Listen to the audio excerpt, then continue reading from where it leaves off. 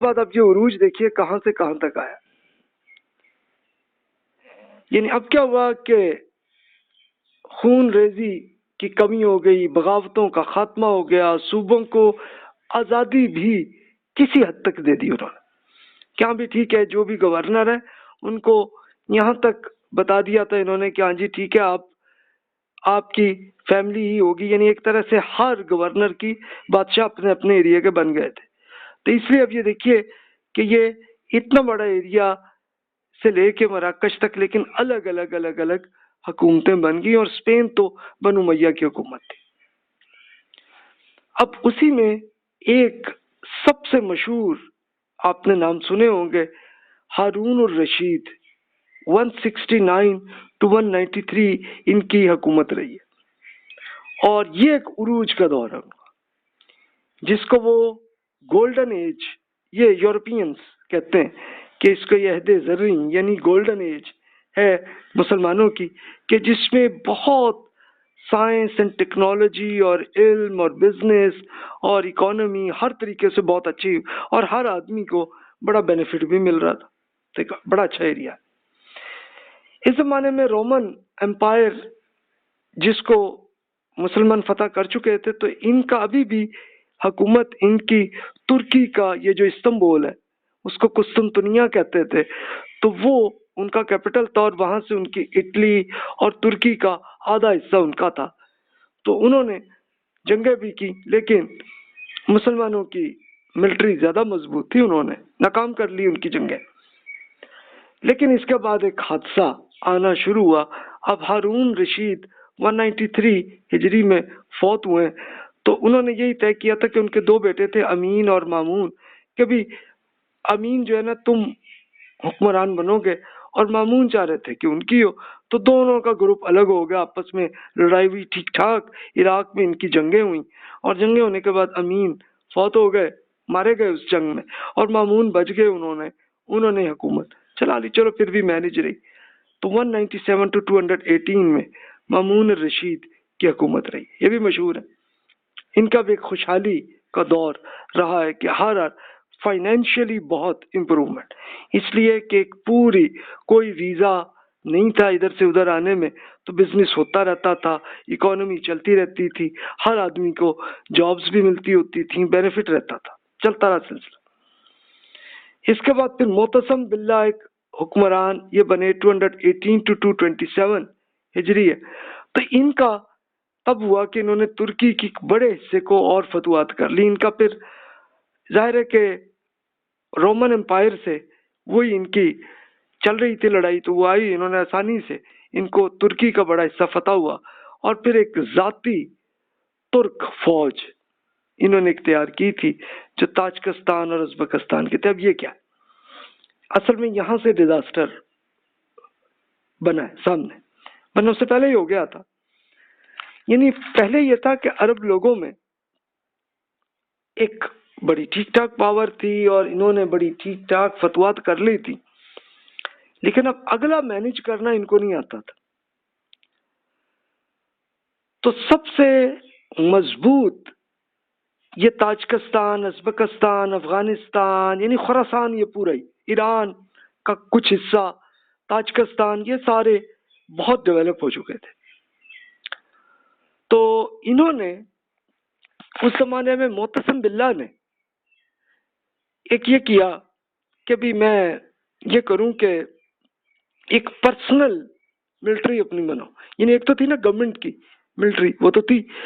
تو انہوں نے یہ کیا کہ اسپیشلی تاجکستان، ازبکستان، ترکمانستان، ان سارے ملکوں سے، افغانستان کے بہت سے لوگوں کو ہائر کیا، بچوں کو، اور بچوں کو اپنے بغداد میں رکھا، ان کی ٹریننگ کرتے رہے، اور وہ ملٹری کے بڑی اچھی پوزیشن بنی. لیکن ایکچولی کیا ہوا؟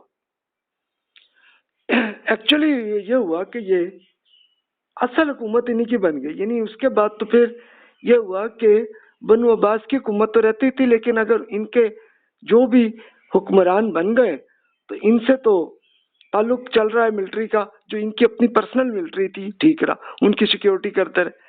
لیکن ان سے اگر لڑائی جھگڑا ہوا تو خود ان کے اپنے گارڈز نے ان کو قتل کیا اور نئے انہی بنو عباس کے اور کسی بندے کو وہ بنا دیا حکمران۔ اصل کنٹرول یہاں پہ رہا ہے۔ اچھا یہاں پہ آیا تو پھر اور صوبوں نے وہی یہ کہا کہ بھئی ہمیں بھی تو آزادی ہونی چاہیے، انہوں نے بھی یہ ڈیمانڈ کی تو چلو وہ بھی ہو گیا۔ تو اس طرح سے ہوتا سلسلہ یہاں تک آ گیا۔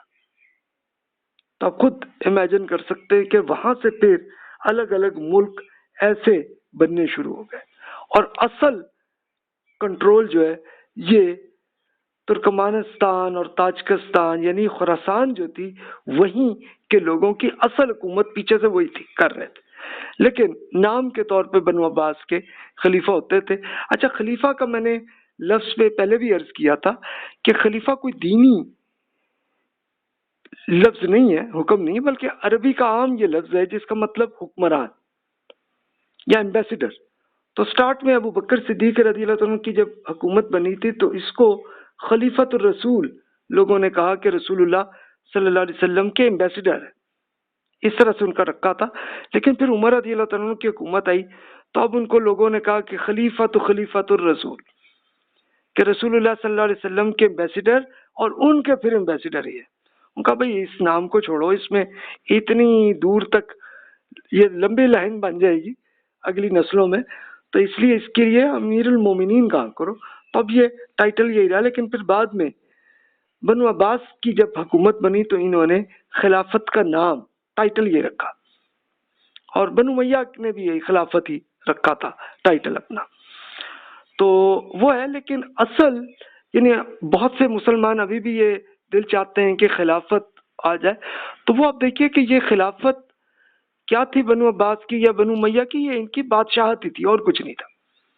لیکن اگر ابو بکر، عمر، عثمان، علی، حسن، معاویہ رضی اللہ عنہم کے زمانے کو دیکھیں جب صحابہ کرام کی تھی، تو تب یہ سچی خلافت وہ تھی کہ اس میں کیا تھا کہ ہر آدمی مل جل کے ڈیسیژن کرتے تھے۔